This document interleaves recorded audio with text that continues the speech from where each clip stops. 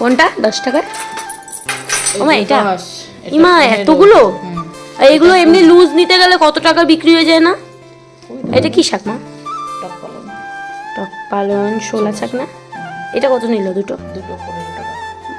কম দামে তো সকাল সকাল গেলে কম দামে পাওয়া যায়। এটাই 1 কিলো। ও মা গেছিল বাজারে আর দেখো কত কিছু নিয়ে এসছে। এই শাক আমি কি বানাবো মা? আর এই যে গুড়, ও গুড় নিয়ে আসলে কি বানাবো? পিঠে বানাবো? আর এই যে মিঠে। এই মটরশুঁটি কত নিল মা? বাহ। আর এখন বিস্কুট, আমি তো চা খাবো এখন বসে বসে।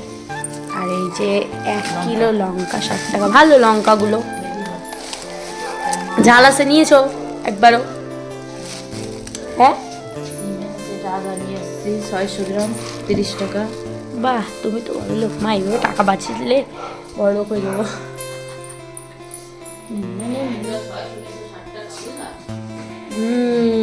আর এখানে আমার মা চা বানাচ্ছে। আমি ভাবলাম আমি করবো, কিন্তু আমার মা করছে। আর আমার মা আমার অপেক্ষায় থাকলে আর হবে না।